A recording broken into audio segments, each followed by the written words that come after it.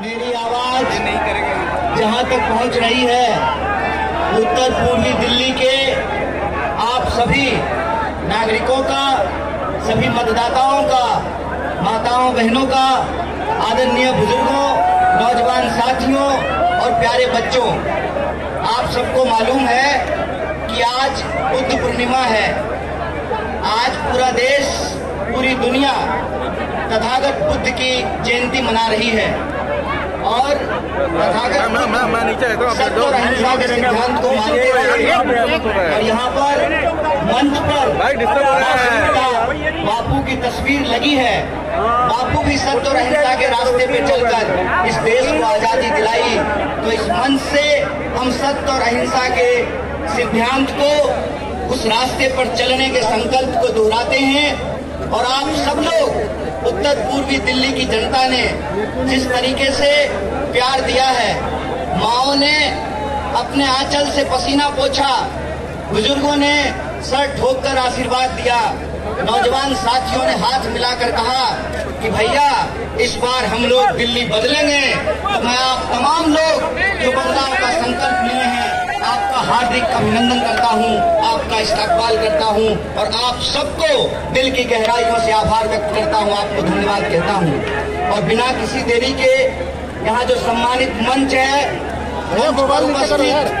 हमारी पार्टी के पूर्व अध्यक्ष श्री राहुल गांधी जी, हमारे पार्टी के महासचिव केसी वेणुगोपाल जी और AICC की तरफ से ऑब्जर्वर लगाए गए पूर्व मंत्री, पूर्व सांसद और जनरल सेक्रेटरी बड़े भाई सचिन पायलट जी, दिल्ली प्रदेश कांग्रेस कमेटी के अध्यक्ष देवेंद्र यादव जी, पूर्व अध्यक्ष अनिल चौधरी जी, हमारे बुजुर्ग और आदरणीय नेता चोपड़ा जी और दूसरी जगहों से भी मौजूदा विधायक भाई जिग्नेश मेवानी, हमारे क्रांतिकारी दोस्त हैं। बहुत अच्छा सहयोग है। आज बुद्ध पूर्णिमा है, हम दोनों भाई भगवान बुद्ध की जयंती मनाने के लिए मंच पर उपस्थित केरल से हमारे सांसद IP हेडन जी और आम आदमी पार्टी के हमारे MLA राजेंद्र पाल गौतम जी, आम आदमी पार्टी के हमारे दोनों पार्षद, पूर्व विधायक और तमाम जो लोग यहाँ मौजूद हैं, हमारे कई पूर्व विधायक, पूर्व मंत्री मंच पर उपस्थित हैं। मैं आप सबको सम्मानित मंच को इकट्ठे प्रणाम करता हूँ, आप सबको नमस्कार करता हूँ। मैं आप सबका नाम बारी बारी से नहीं ले रहा हूँ, लेकिन 10 दिन के चुनाव में न सिर्फ मुझे आपका नाम याद हो गया है, आपका काम भी याद हो गया है, आपका जज्बा भी याद हो गया है। आप सबको मैं नमस्कार करता हूँ, आपको आभार व्यक्त करता हूँ। और बिना किसी देरी के मैं आपसे सिर्फ 3 बात कहना चाहता हूँ। पहली बात कि इसमें कोई शक संदेह नहीं है कि इस देश को बचाने के लिए, संविधान की रक्षा करने के लिए, हमारे देश की जो लोकतांत्रिक परंपरा है उसको बचाने के लिए कांग्रेस पार्टी ने और तमाम पार्टियों ने मिलकर के इंडिया अलायंस बनाया है। दिल्ली में कांग्रेस पार्टी की ओर से, आम आदमी पार्टी की ओर से और इंडिया अलायंस की ओर से मैं उत्तर पूर्वी दिल्ली का प्रत्याशी हूं। इस संबंध में मैं आप सबसे एक बात कहना चाहता हूं। देखिए, हम लोग जब अलग अलग राजनीतिक पार्टी के होते हैं तो हमारे बीच में कई बार कई चीजों को लेकर सहमति और असहमति होती है, लेकिन इंडिया अलायंस की एक एक पार्टी इस बात पर सहमत है कि अगर लोकतंत्र बचेगा, संविधान बचेगा, तभी चुनाव बचेगा। इसीलिए ये चुनाव हम साथ में लड़ रहे हैं इस देश में चुनाव को बचाने के लिए।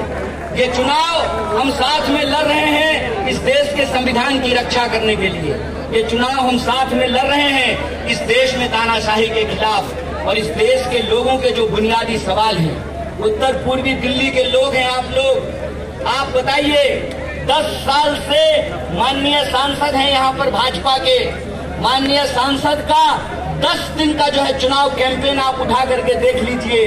वो मुझे गाली देते हैं, हमारी पार्टी को गाली देते हैं, हमारे मेरा नहीं लग रहा, अभी तो मैं लग रहा है बना भी नहीं, कैसे लग रहा है? अभी तो मुझे कांग्रेस पार्टी और इंडिया अलायंस ने सिर्फ कैंडिडेट बनाया है उत्तर पूर्वी दिल्ली का, लेकिन आप असर देखिए, आपकी मोहब्बत का, आपके आशीर्वाद आशीर्वाद का, आपके हौसले का और आपके समर्थन का कि 10 दिन के मेरे चुनावी कैंपेन का नतीजा ये है कि आदरणीय प्रधानमंत्री जी 2 बार के प्रधानमंत्री हैं, 10 साल से दिल्ली रहते हैं और यमुना पार करने में उनको 10 साल लगा है। मैं आप सबसे कहना चाहता हूं कि आप इंडिया अलायंस को सपोर्ट कीजिए।